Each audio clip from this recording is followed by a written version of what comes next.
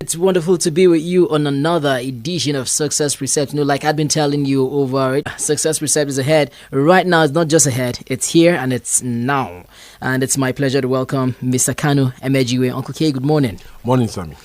Remember, on Success Recept, especially if you followed us or if you followed for about 2 weeks now, we've been talking about acquiring the nature of God.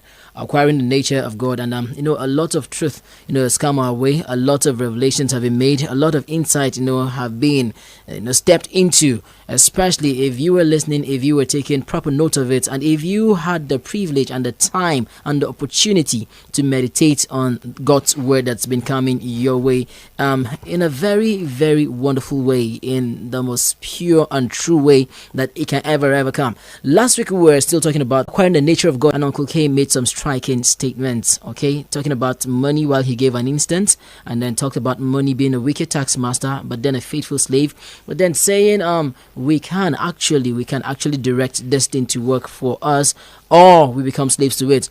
And most importantly, he said something. He said, if while we conform to God's directives, we move and we're transformed to his image.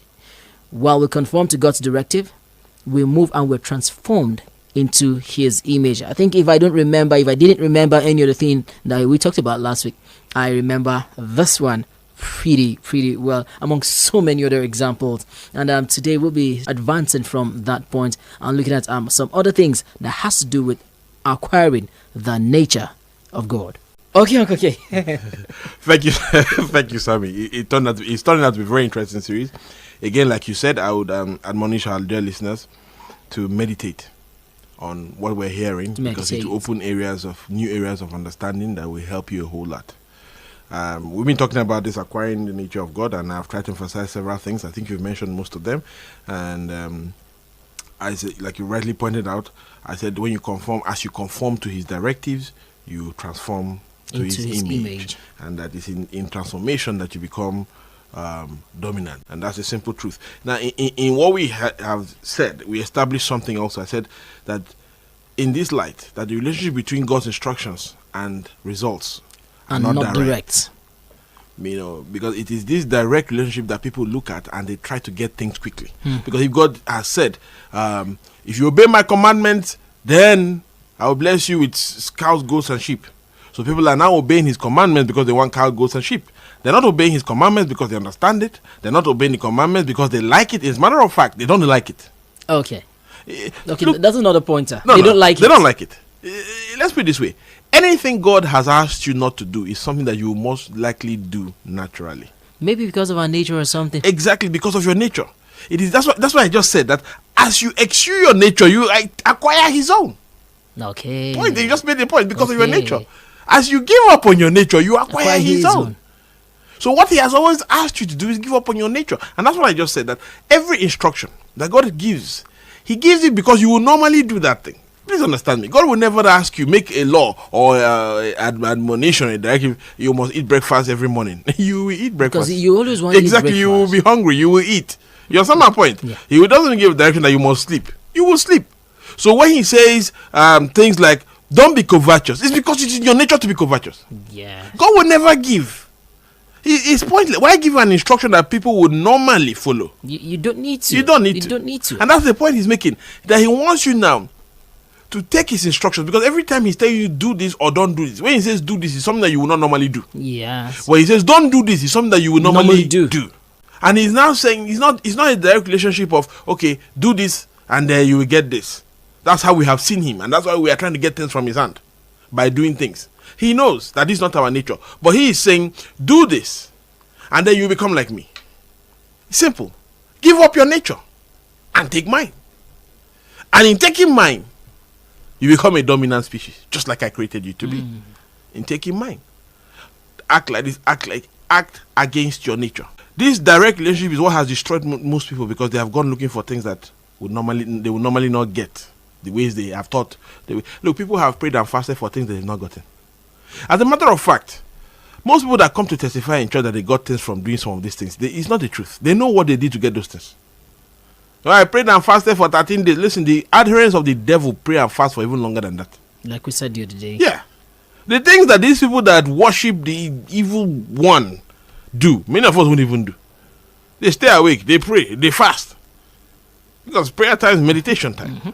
So they go to odd places. They go to odd places that we cannot even They chant incantations for times that we cannot. You can't even recite the Apostle Creed more than 2 or 3 times without falling asleep. I tell you. Yeah, but these guys are chanting for hours on end. I mean, let's leave them alone. Let's leave them. I'm saying that he's not asking to subject your body so that he'll be happy. He's asking to subject your body so that you can receive his own. And that's what the cross typified. That he allowed his mortal body to be trashed. That he will receive an everlasting one. Are you understanding me? I want to use, because where I'm going with this, I want to elaborate. I want to draw an example that we were talking about just before now. The life of Solomon. This direct, indirect, I said it is an indirect relationship between God's instructions and the results you're getting. And that the detour is in become like me. It's not in get this result, but it's in become like me. And that's why I say stop working for God. Stop telling yourself you are doing this for God. Get up tomorrow and you're going to church. Oh, it's for God. Stop that. Stop that breakdance like they was. Stop that breakdance. You're not going to church for God. If you have no reason to go to church, then stay at home. If there's nothing you are gaining there, if it's not making you become like the Father, then you're wasting your time. Because you think he's going to reward. Some people have it in their heads that God is going to count number of Sundays. Who even told you that it's Sundays that people go to church? We only agreed that it's Sunday. It could be Tuesday. So what if I go on Tuesday? Some people think. That's why some churches have now developed this program where they now keep people all week. Because they have made people believe that is the longer you stay in church, the more pleased God is. God likes you coming to the house of God. Listen, the fact that I am here in Vision Africa right now speaking, this has become the house of God, and the presence of God is here.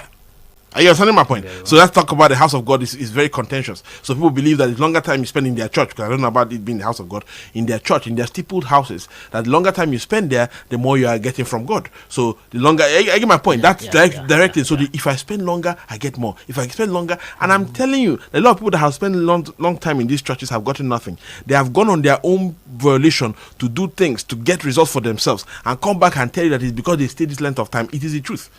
It's not the length of time you have stayed in that church or how many hours. This thing of staying, listen, if you stay all week in church, when do you have time to serve God? That's what a man of God asked. And if you stay in church all week, when do you have time to serve God? You don't serve God in church. You don't. You don't show the light where there's light already. No. Well, maybe because they're in darkness. That's why they're there. Maybe the churches are in darkness. So they can serve it. Is that direct in that indirect relationship? What he's simply saying is when you do these things the way I've asked you to do, you give up on your own nature, but in so doing you acquire mine, because your own nature is destructive. Your own nature is taking you nowhere but to hell, to suffering, to pain. Everything that the flesh desires ultimately is destructive. You can check it's empirical fact. Very true. Empirical fact. Yeah. So what he's simply saying, take a detour, be like me. And that's like we are talking about Solomon. The Bible says he offered 1,000 bulls and then God showed up.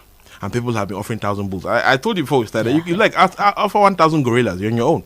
Not just bulls, cows, goats, gorillas, whatever you want to offer. It's understanding the principle at work here. The Bible says he offered this sacrifice. Whether it was 1,000 bulls or whatever you want to call it. He offered this sacrifice and God asked him for what he wanted. Drop a chance. Now that's the relationship we're talking about. Do something according to the dictates of God. Sacrifice. Okay. Don't call 1,000 bulls here. Do something according to because everything he has asked you to do or not to do should be sacrificial in the sense that it's against your normal nature. I agree with you. Good. Now he's saying sacrifice this your nature for me.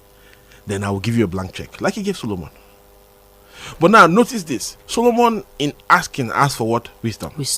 Now there's a key to this. People believed that he's asking for wisdom that excited God. That is true. But it's not because he asked for wisdom. Solomon himself got the notion to ask for wisdom from his father David. So when you read Proverbs, book of Proverbs, it was David admonishing him to ask for wisdom. He said, get wisdom. And all that get understanding. He said, wisdom is more valuable. Wisdom is this. Wisdom. It was his father admonishing him. So later on, when he wrote, he started talking about the things about wisdom because he had now begun to experience wisdom. Now, anyway, let's not go into too much theology. But the point here remains that Solomon now asked for wisdom. Now, look at what's happening here. God gave Solomon a blank check. If Solomon made the sacrifice, 1,000 bulls, and God gave him the life of his enemies, it will be written that it's because of the sacrifice that God gave the life of his enemies. And so people will start to sacrifice to get the life of their enemies. Yeah. Now, if Solomon sacrificed 1,000 bulls and God gave him wealth and riches, it will be written that Solomon sacrificed 1,000 bulls and got wealth and riches. That is the direct relationship that we understand, and that's why we are pursuing it with relentlessly, sacrificing 1,000 bulls. But there was a detour. Now look at what's happening here. Solomon made a sacrifice, and God said, "Okay, what do you want?" He said, "Let me become like you." Are you understanding my point? Let me become like you. That's the request of what we're talking about. The detour here is becoming like him. He said, let me acquire your nature. Who am I to lead these people? Look at the responsibility you have given me. I'm a child. Therefore, I need more capacity.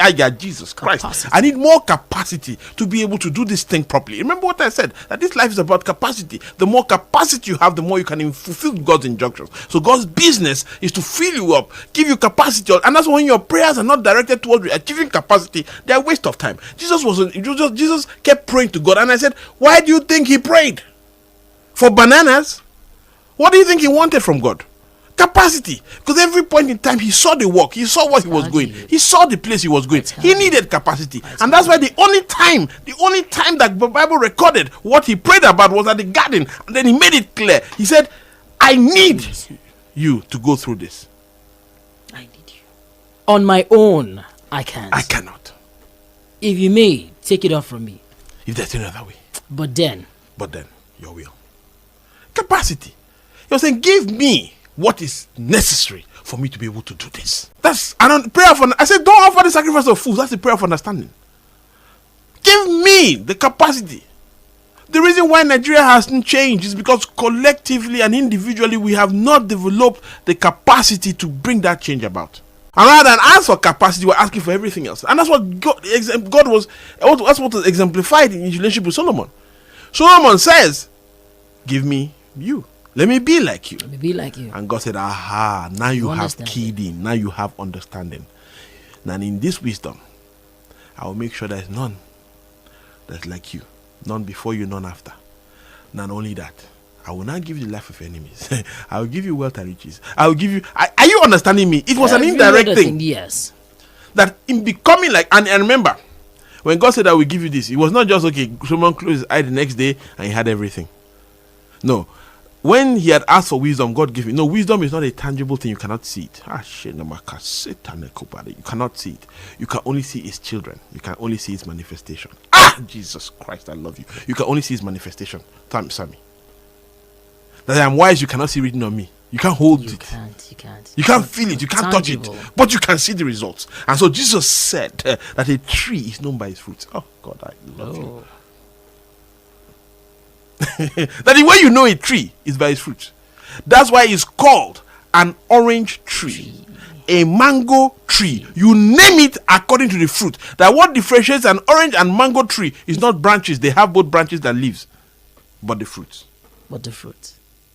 I says, wisdom is known by how many children? Oh, Jesus. It's known by... Lord help us. The children of wisdom are what validated wisdom. So he didn't wake up in the morning and kaboom. He was wealthy. He started to trade. He started to enter areas of innovation.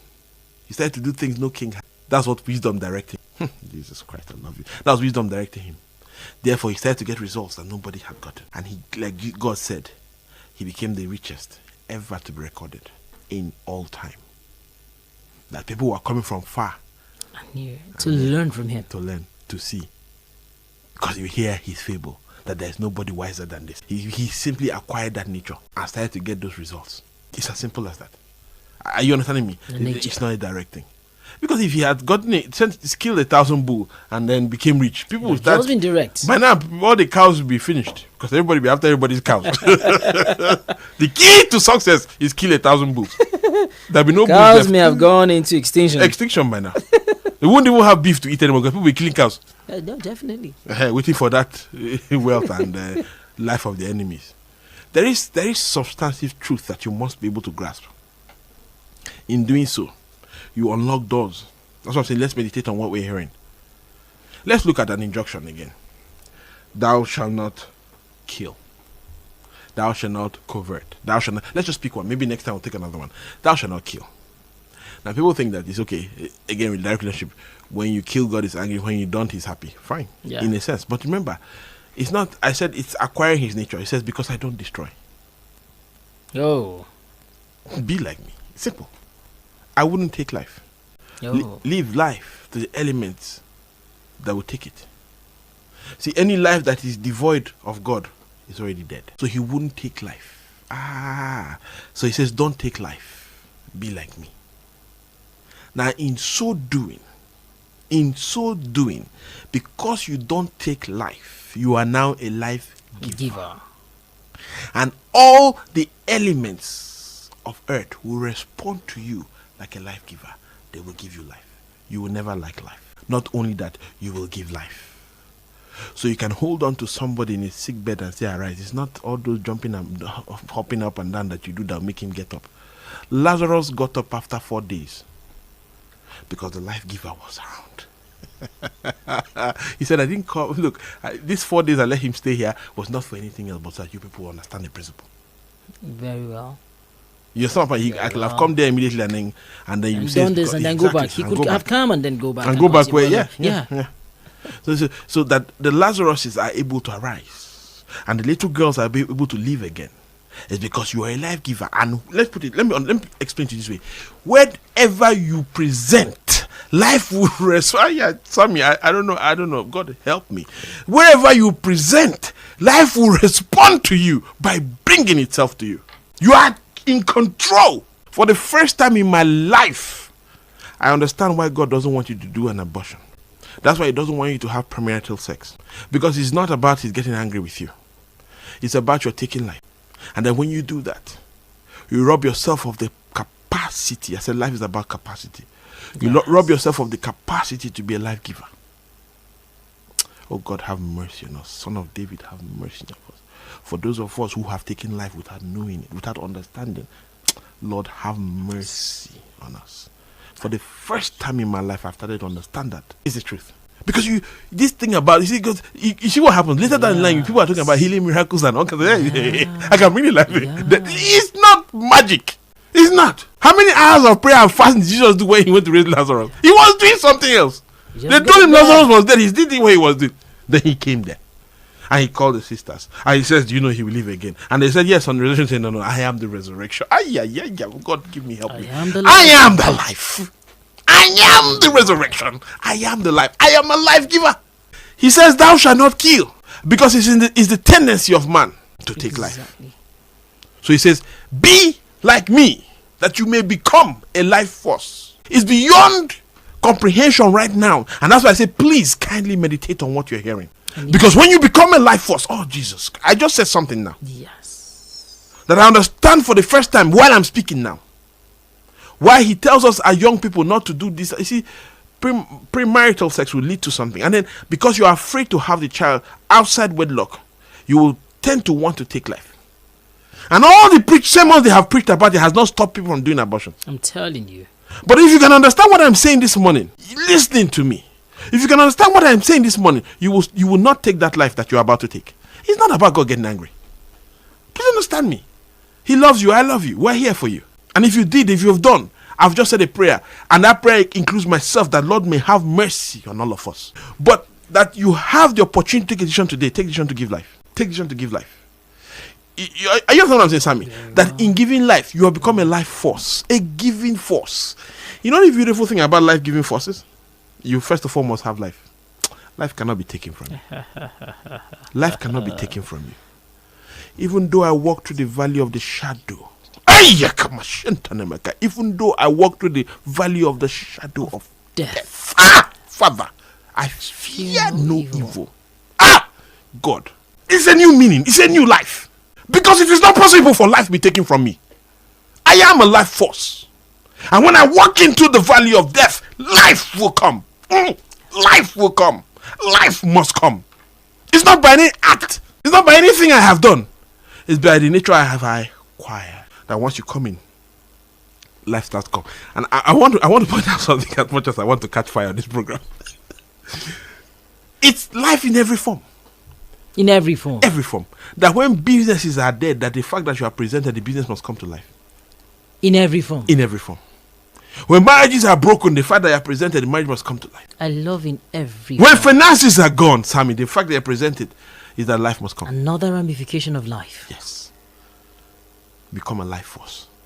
You become a life force. You become a life force. And I wish we had the time. Again, let's meditate on it. If God will give us grace, maybe next program we'll still come back to this point and expound on this. Because this life we're talking about is not just the physical one you're talking about. It's spiritual life. It's in every form. It's in every nature. It's in everything that you do. Every time you present yourself. Not only, remember I said, you must first have life. You must. It can't be taken from you. Because you have not taken from it. So every component in nature, everything about creation will respond to you. Responds to you. And ensures that you have your own life first. We'll have your own life. And once you have it, it's like you're a magnet for it. You just be given, anywhere you go, boom, boom, boom, life. Dish it. Life. Come on, ocean of life. Yes. Everyone fetches from you and it's still there in abundance. It's still there in abundance. Not by anything you're doing. But you're alive. It's that simple. I need to end this with a prayer. Because this knowledge is so awesome for me. It blows my mind. It blows my mind. And I want all of us who are listening to the program today, who have in any way taken life, even knowing or unknowing, to begin now to ask for mercy. Oh Jesus, you see that thing I said about forgiveness?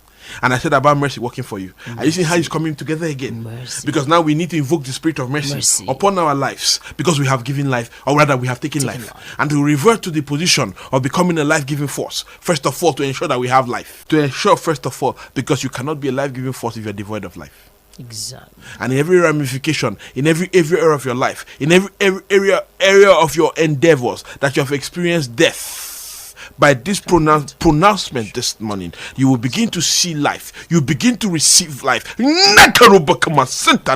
begin to receive life now. Son of David, have mercy. Every place, every time, in every circumstance that I have taken life instead of give life, Father, I ask for mercy. I invoke the spirit and the power of mercy upon the lives of all who are listening. Oh, Shinda, and for those who are in a position to take a decision this morning, and they are beginning now to think whether they should do or not do. Oh, Jesus, please intervene. Intervene right now, that they will not take life in any form. That they will therefore, from this moment, begin now to receive life in Jesus' mighty name. Because this is bigger than this program. All right, It's been about the most amazing time ever on Success Precepts. I am happy. I am privileged that it came my way. I'm privileged first to have benefited on Success Precept this morning, and I'm happy. I'm excited about the fact that you didn't miss it. I'm excited about the fact that you're also a part of it. I'm excited about the fact that you're part of this chain, and then we did the prayer. I was also praying for myself. I was also praying for myself. It was time when on Success Precepts, yes, I saw a need. Just to touch and then pray for myself. And I hope and I believe you did pray for yourself. I hope and I believe that you have it in your heart and in your mind right now to give time to sit down and meditate and ask the Lord to give you more insight, a deep one, a deep understanding. So your life is turned around for good. So we begin to conform to His image. So we begin to acquire the very nature of God. So the lifestyle every day, at every moment of our lives, is actually in becoming like our Maker. In bringing to pass what it is that He had in mind, even from creation, when He said, let us make man in our own image and in our own likeness. That would have the image and the likeness of the Maker like He originally intended. And this is where we have to draw the curtain on Success Precept. Wonderful time. We bless God's holy name.